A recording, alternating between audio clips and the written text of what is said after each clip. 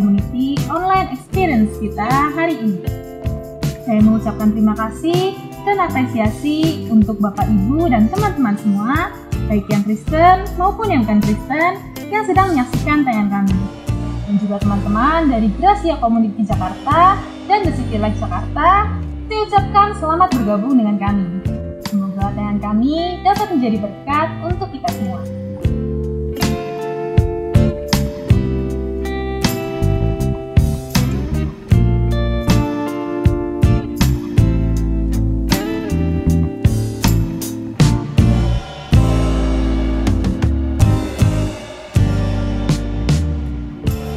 Nah teman-teman, tak terasa ya, saat ini kita sudah memasuki awal bulan Juni di tahun 2021.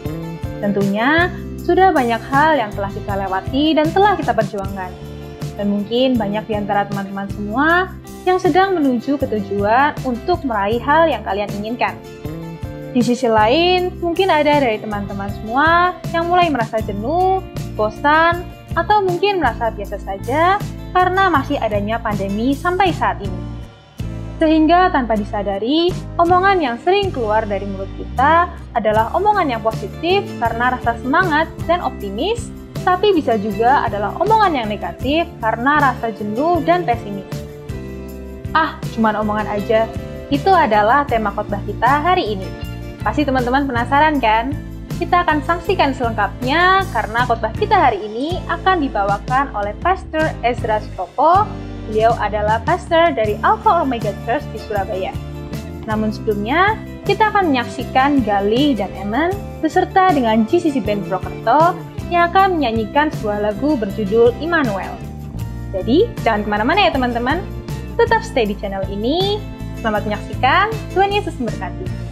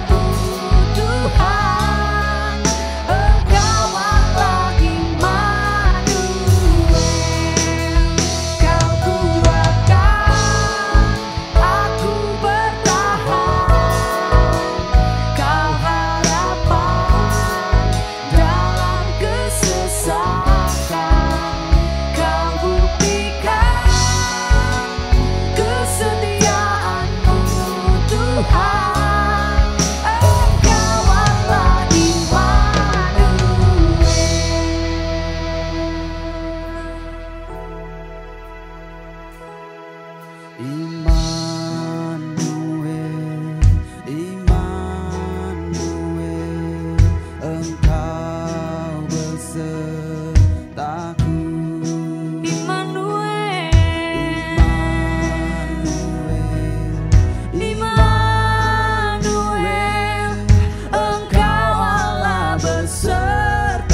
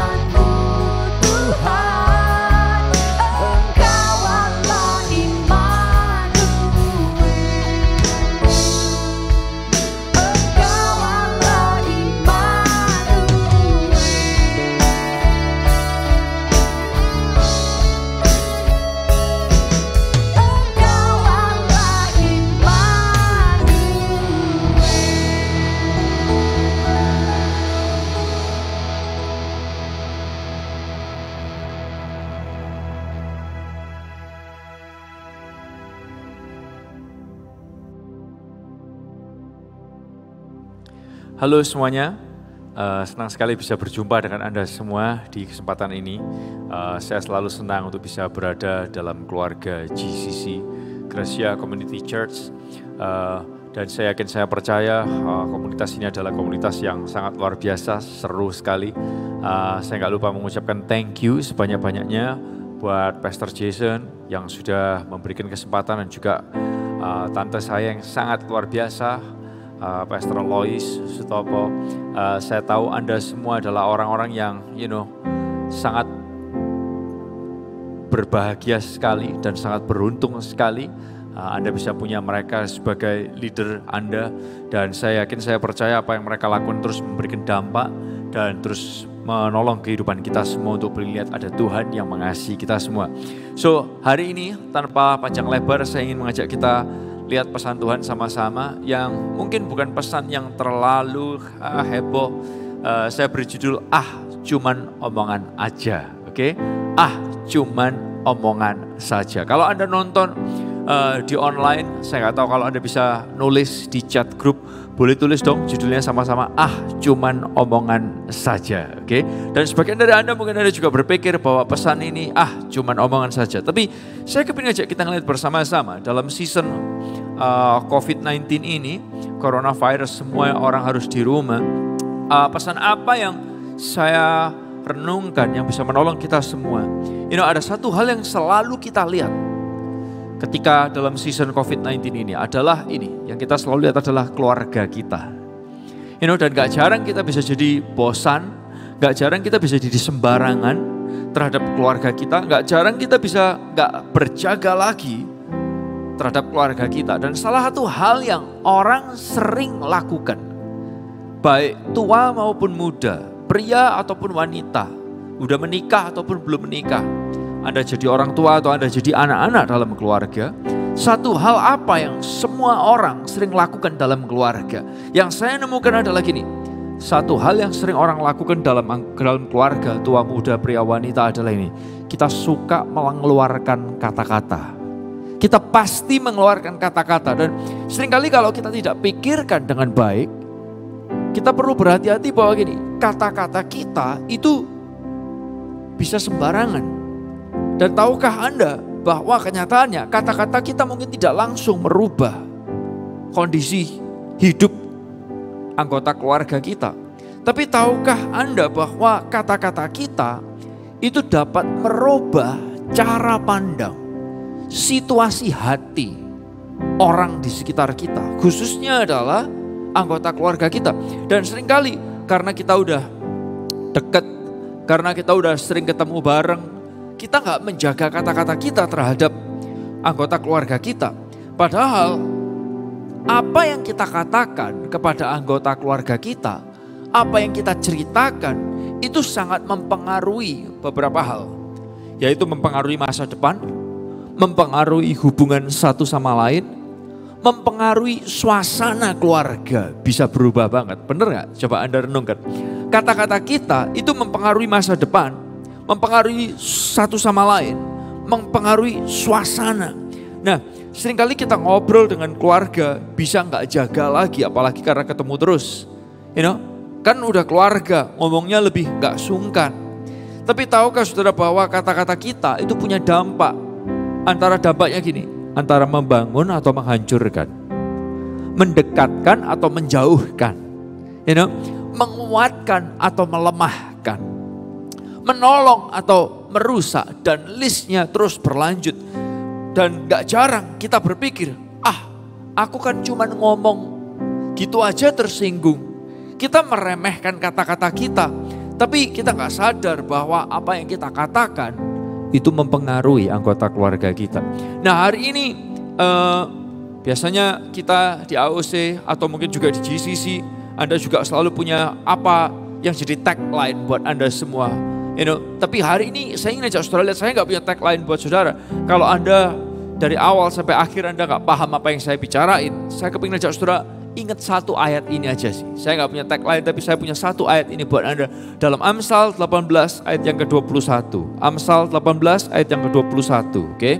Kita baca ayat ini bersama. Kalau Anda nonton onsite, kita boleh keluarkan suara. Sama-sama kalau Anda nonton online, Anda boleh bersuara dalam hati atau keluar suara, terserah saudara. Oke? Amsal 18 ayat 21 dalam bahasa Indonesia sehari-hari berbunyi seperti ini. Lidah mempunyai kuasa untuk menyelamatkan hidup atau merusaknya.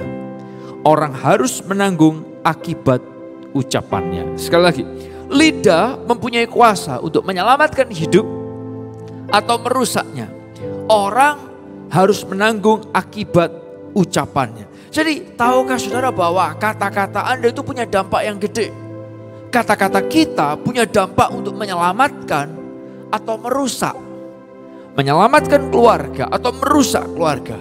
Menyelamatkan suasana atau merusak suasana. Menyelamatkan hubungan atau merusak hubungan. So, kata-kata kita punya dampak yang sangat besar sekali. Nah, saya ingin ajak saudara lihat langsung aja deh. Pertanyaannya adalah gini, kalau ini poinnya, apa yang dapat kita lakukan?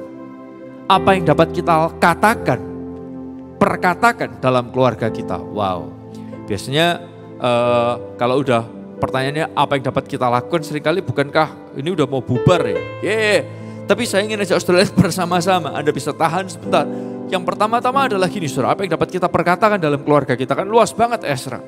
That's a topic that is a very wide, a wide topic. Itu sebuah topik yang sangat luas sekali. Tapi saya ingin ngajak saudara nolong. Ada beberapa tipe kata-kata yang dapat kita ucapkan dalam anggota keluarga kita, khususnya dalam season seperti ini. Yang pertama adalah gini, perkatakan keberanian dengan bijak.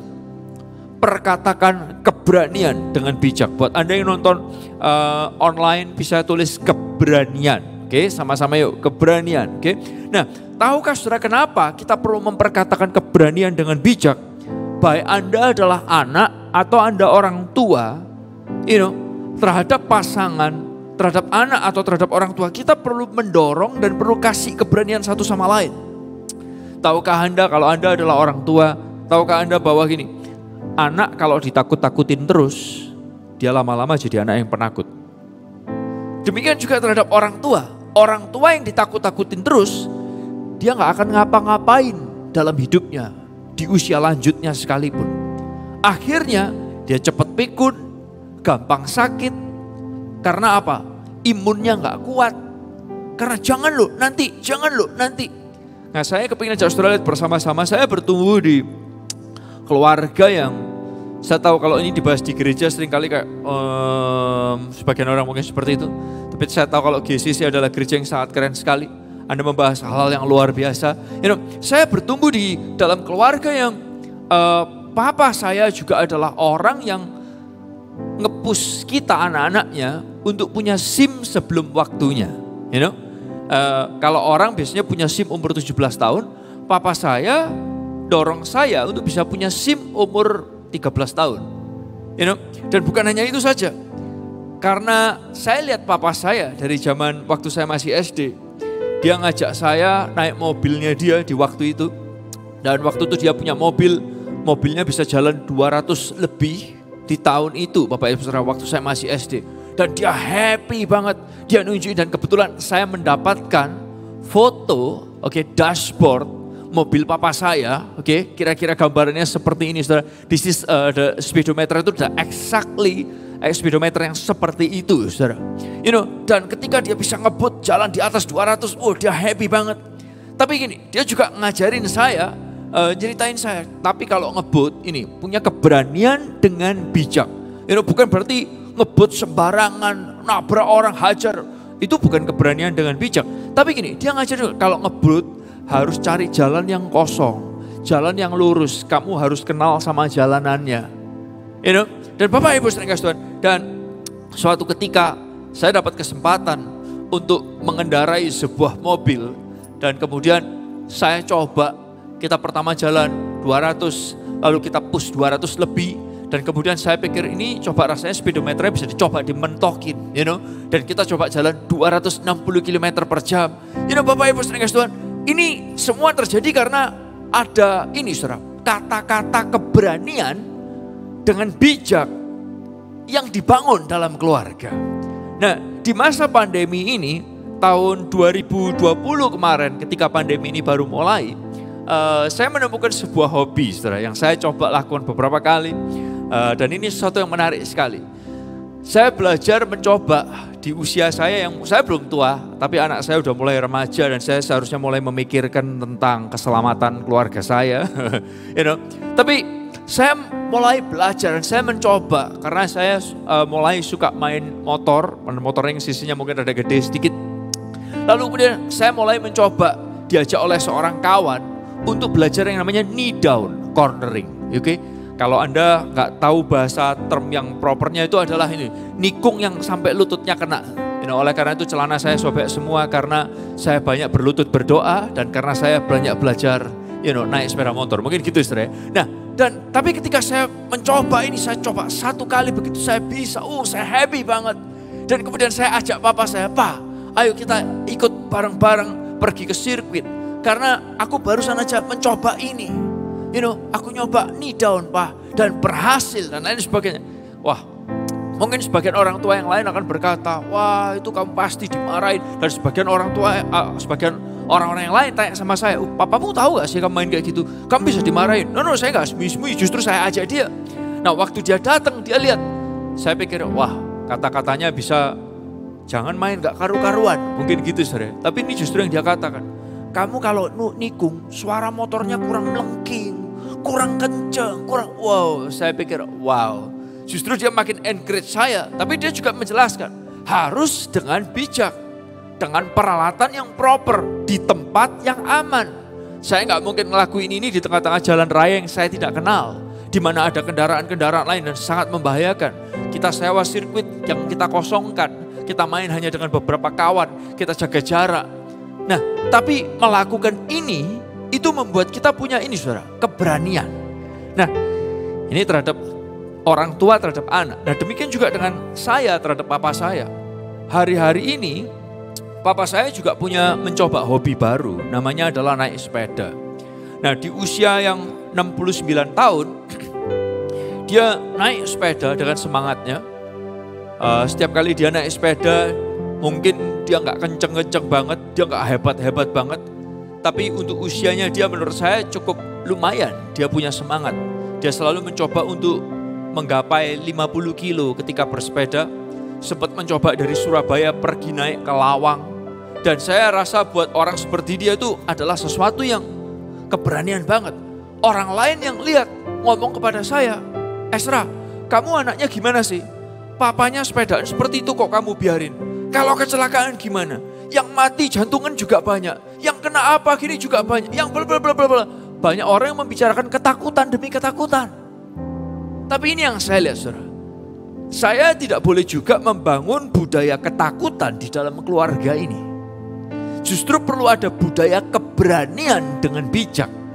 Oleh karena itu saya ngobrol, Papa kalau naik sepeda perlu ada yang jagain, perlu ada yang ngawal. Kalau naik sepeda heart rate harus dijaga. Jangan sampai kecapean dipaksa. Kalau capek lebih baik berhenti. Dan ini budaya yang kita sama-sama bangun di dalam keluarga ini. Nah, Bapak Ibu Saudara Tuhan, ini keberanian dibutuhkan. Apalagi di season-season seperti ini. Bukan keberanian asal-asalan, tapi keberanian dengan bijaksana. Keberanian dengan bijaksana.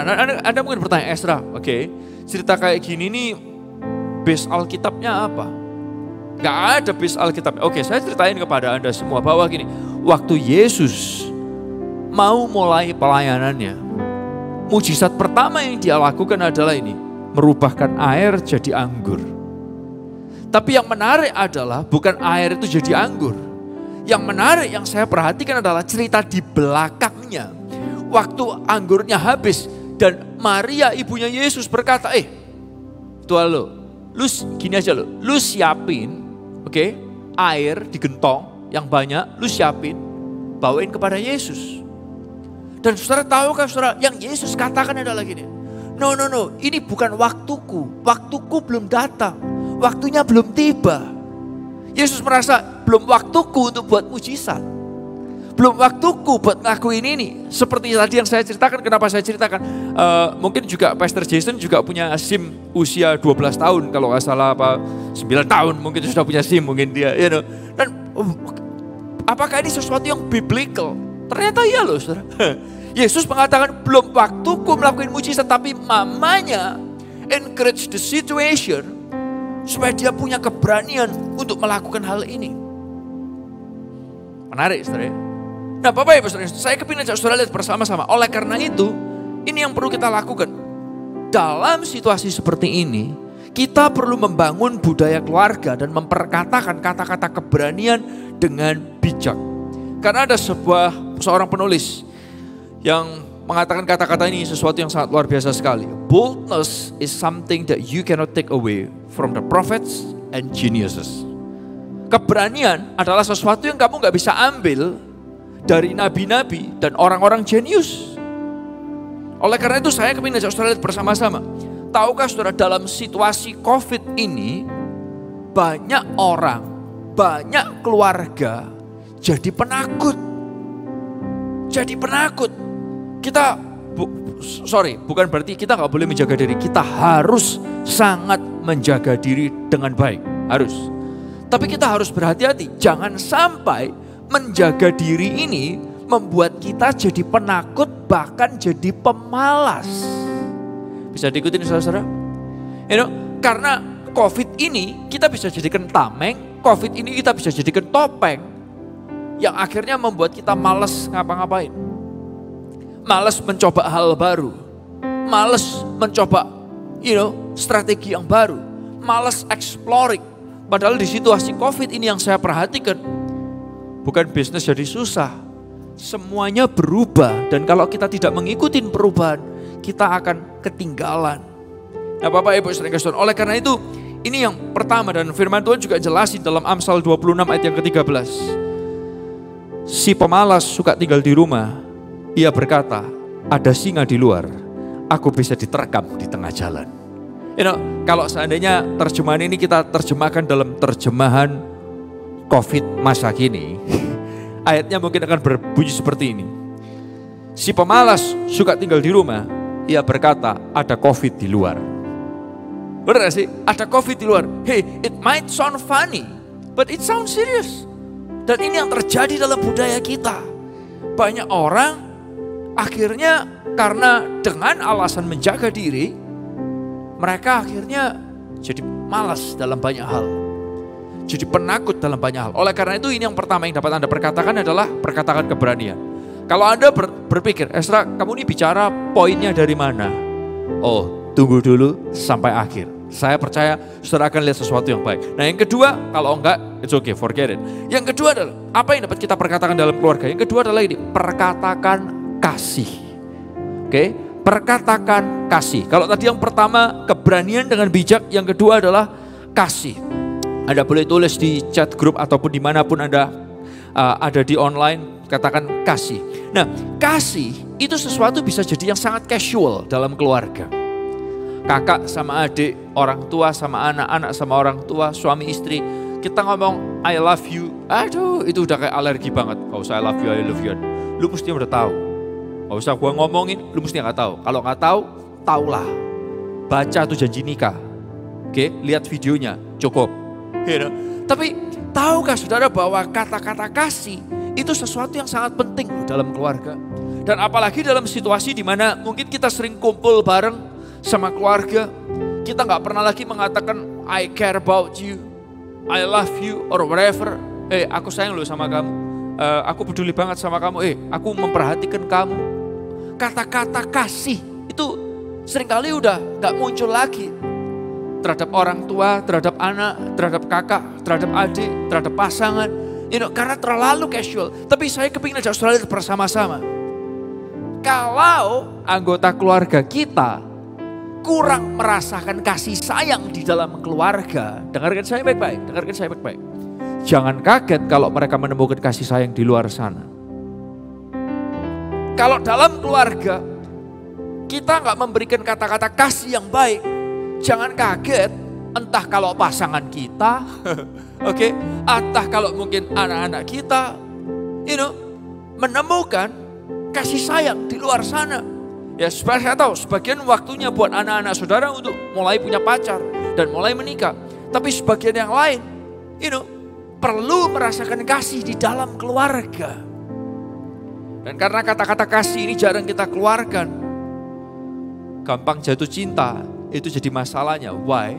Because they don't find love within the family.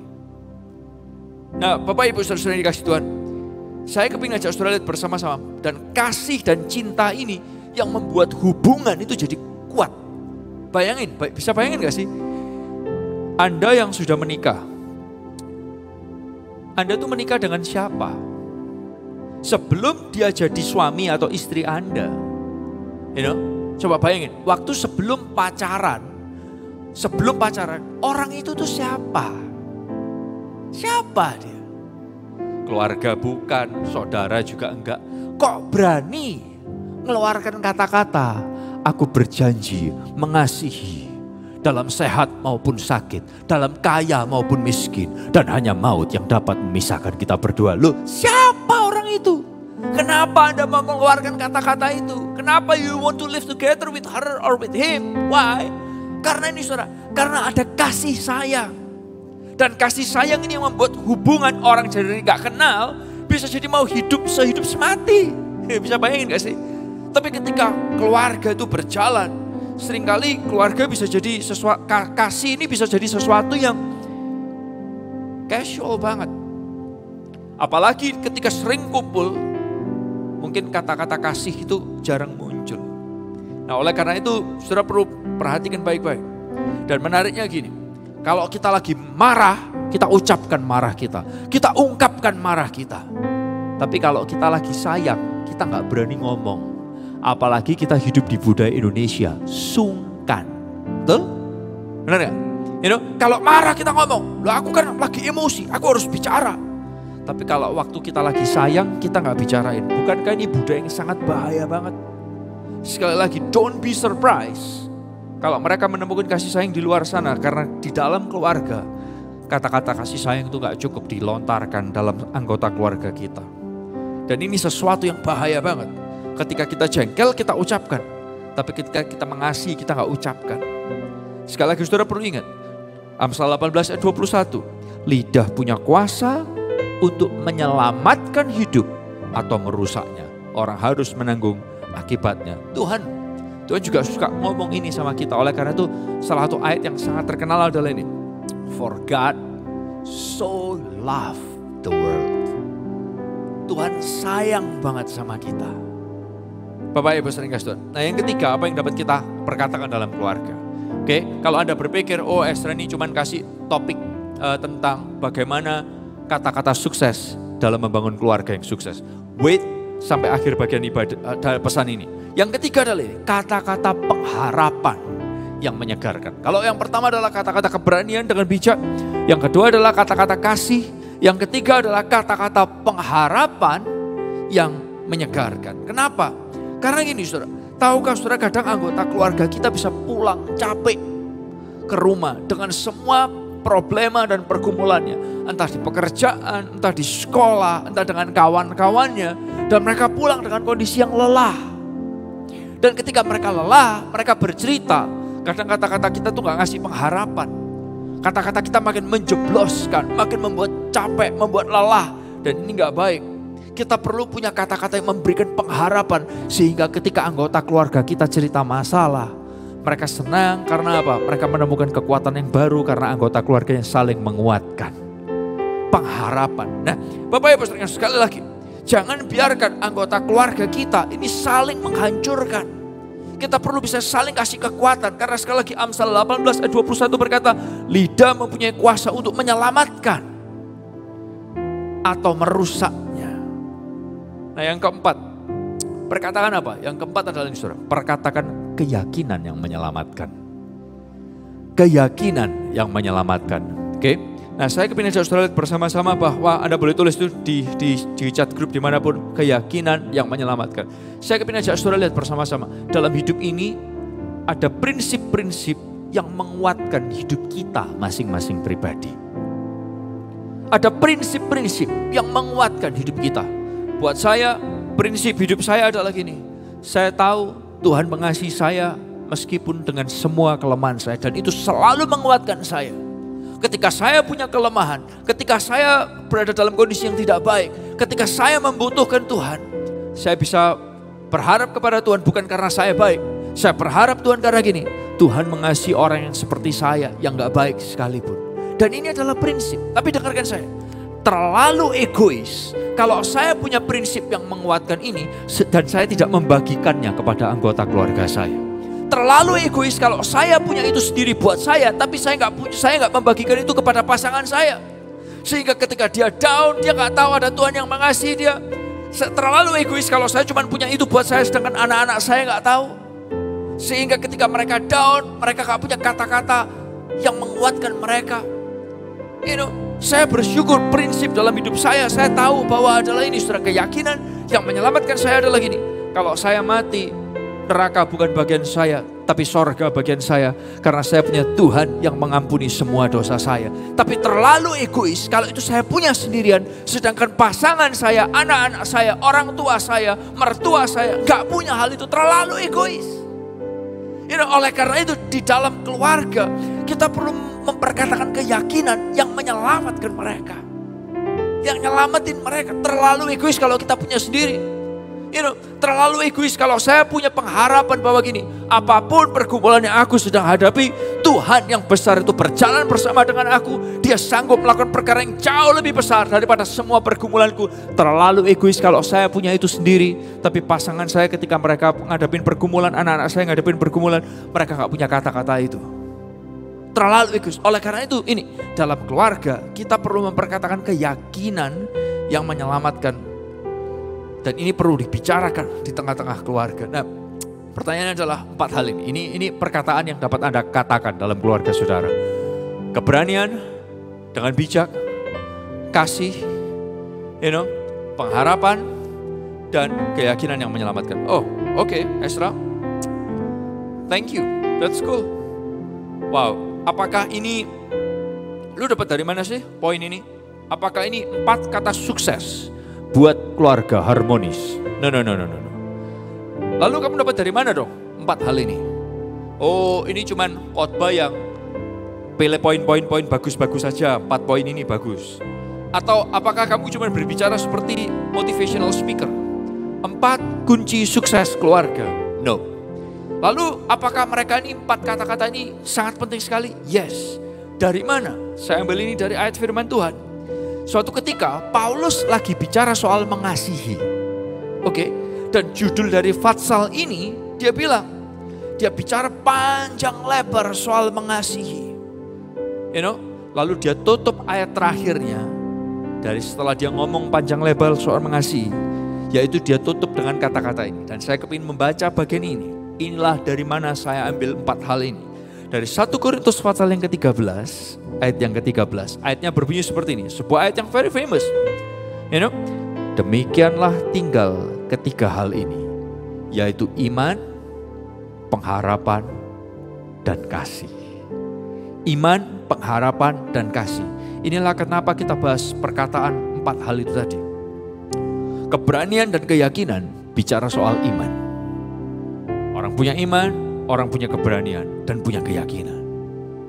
Pengharapan, kasih. Hal-hal ini butuh selalu didengungkan di tengah-tengah keluarga kita. Khususnya hari-hari ini. Banyak orang cuma ngalamin ketakutan, bahkan jadi kemalasan.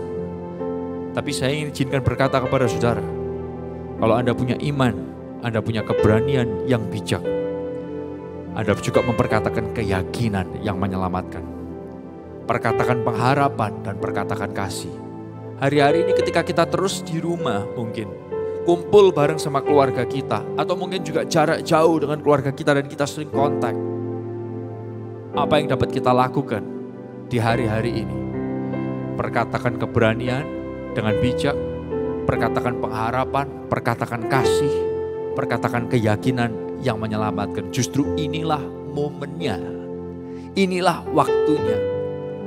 Kita membangun suasana yang seru, yang asik, yang baik di dalam keluarga kita. Nah, Anda mungkin berkata, wow itu tadi menarik sekali, cuman aku punya masalah nih. Sebagian berkata, jujur ya, mulutku itu kalau ngomong selama ini jelek terus, Esra. Aku gak bisa ngomong bagus. Kamu bicara soal keberanian, jujur, selama ini aku ngomongkan ketakutan, bicarain ketakutan.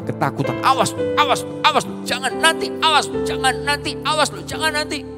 Sebagian yang lain, aku gak pernah ngomong kasih, Esra. Aduh, kalau aku lebih marah daripada kasih. Karena Yesus kan juga suka marah-marah, aku juga suka marah-marah. Oh, oke. Boleh Anda pikirin deh. Tapi Anda mungkin yang lain lagi berkata, wah, it's good banget, aku gak pernah ngomongkan pengharapan, aku gak pernah ngomongkan sayang. Bagaimana? Izinkan saya berkata, tahukah saudara, gak ada satupun di antara kita yang mulut kita sempurna. Yang kata-kata kita sempurna, gak ada. Saya pun juga seringkali saya perlu diingatkan berulang kali. Saya pun juga kata-kata saya gak sempurna terhadap pasangan saya. Gak sempurna terhadap anak-anak saya, gak sempurna terhadap orang tua saya, gak sempurna terhadap mertua saya. Tapi hari ini ada good news nih buat Anda semua. If you want to change, kalau Anda mau berubah, kalau Anda mau kepingin suasana keluarga Anda berubah, suatu ketika, dengarkan nih, ini good newsnya. Suatu ketika Yeremia itu disuruh sama Tuhan. Dan Yeremia itu takut, dia gak bisa ngomong apa-apa. Dia gak pintar ngomong, dia bahkan berkata, aku ini gak pandai bicara Tuhan. Dan bahkan aku ini masih muda. I'm not good at talking and I'm still young. Tapi Tuhan kemudian ngomong gini, buat Anda yang merasa, emang aku bisa Esra jadi berkat buat papa mamaku? Emang aku bisa Esra jadi berkat buat mertuaku? Emang aku bisa Esra jadi berkat masih buat anak-anakku? Aku udah terlalu tua, gaptek, gak bisa apa-apa. Atau aku terlalu muda, gak akan dengerin saya. Kalau Anda seperti Yeremia dalam kondisi seperti ini, Yeremia 1 ayat yang ke-8, Tuhan ngomong gini, jangan takut, sebab aku menyertai engkau untuk melepaskan engkau. Ini yang juga Tuhan ingin katakan kepada kita semua, hey, gak usah takut. Tuhan menyertai kita dan Tuhan kepingin melepaskan keluarga kita dan kita dari semua ketakutan, kemarahan, ketidakpastian. Dan kemudian muncul ayat berikutnya, ayat 9, ayat itu berkata seperti ini. Lalu Tuhan mengulurkan tangannya dan menjamah mulutku. Lalu Tuhan berfirman kepadaku, sesungguhnya aku menaruh perkataan-perkataanku ke dalam mulutmu. Tuhan mengulurkan tangannya dan menjamah mulutku. Dan dia berfirman, aku taruh perkataan-perkataanku ke dalam mulutmu. Hari ini, Saya tahu Tuhan juga mau jamah setiap mulut kita dan kata-kata kita. Dan Tuhan mau taruh kata-katanya ke dalam mulut kita. Kata-kata yang memberikan keberanian dengan bijak, kata-kata yang memberikan kasih, kata-kata yang memberikan pengharapan, kata-kata yang memberikan keyakinan yang menyelamatkan. Hey, none of us perfect. Gak ada satupun di antara kita yang sempurna. Kata-kata kita bisa gak baik. Tapi kalau saudara tahu, Tuhan ada dan Tuhan mau jamah mulut saudara. Dan Tuhan mau kasih kata-katanya dalam mulut kita. Kata-katanya ini bisa merupakan diri kita dan anggota keluarga kita. You know, di kesempatan ini Claudia akan nyanyikan sebuah lagu. Yang lagu ini ditulis oleh Son of Praise. Yang saya berharap lagu ini boleh bicara buat kita semua. Bahwa Roh Kudus bisa ubahkan. Dimulai dari kita. Dan kepada situasi keluarga kita. Saya berharap lagu ini boleh jadi berkat buat Anda semua. Anda boleh dengerin. Dan kalau sudah mulai bisa nyanyiin lagunya, Anda boleh ikut nyanyi bersama-sama. Dan saya berdoa keluarga Anda boleh ngalamin sesuatu yang sangat luar biasa. Jangan remehkan kata-kata kita. Cuman omongan saja. Tapi dengarkan saya juga. Yes. Cuman ngomong yang baik saja bisa merubah situasi. Let's do it together.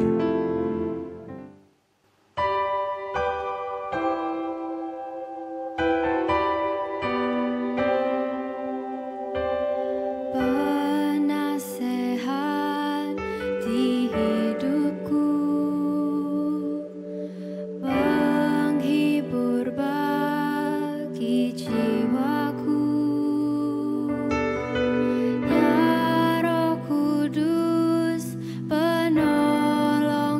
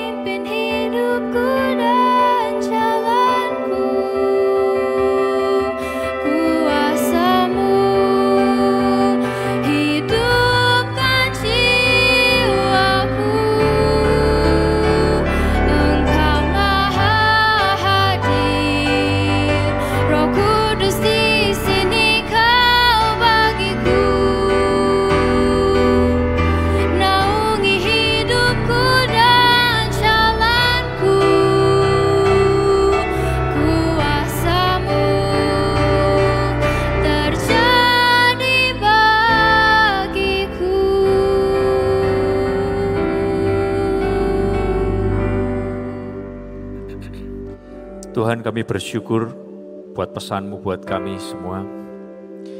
Kami bersyukur dan kami mohon Roh Kudus ada dalam setiap keluarga kami untuk bekerja dan bermanifestasi dalam setiap kata-kata kami, supaya kata-kata kami boleh mendatangkan iman buat anggota keluarga kami, pengharapan buat anggota keluarga kami, dan juga kasih buat anggota keluarga kami semua. Dan kami percaya lewat season yang seperti ini, kami semua boleh melihat Tuhan terus bekerja, Tuhan terus melakukan mujizat. Keluarga kami boleh merasakan Tuhan campur tangan dalam situasi keluarga kami ya Tuhan. Kami bersyukur buat semua kebaikan-Mu, thank you buat kesempatan ini. Berkatilah semua anak-anak-Mu, apapun yang mereka kerjakan, apapun yang mereka lakukan. Buat kami tahu bahwa setiap hari adalah mujizat yang Tuhan kerjakan. Setiap menit, setiap detiknya, kasih-Mu tidak pernah habis buat kami.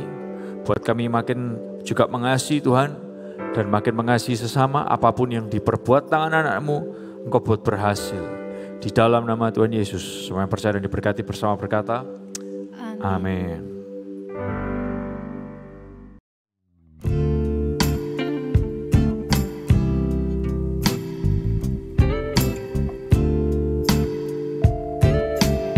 Terima kasih untuk Pastor Ezra Sutopo untuk renungan firman Tuhan-Nya.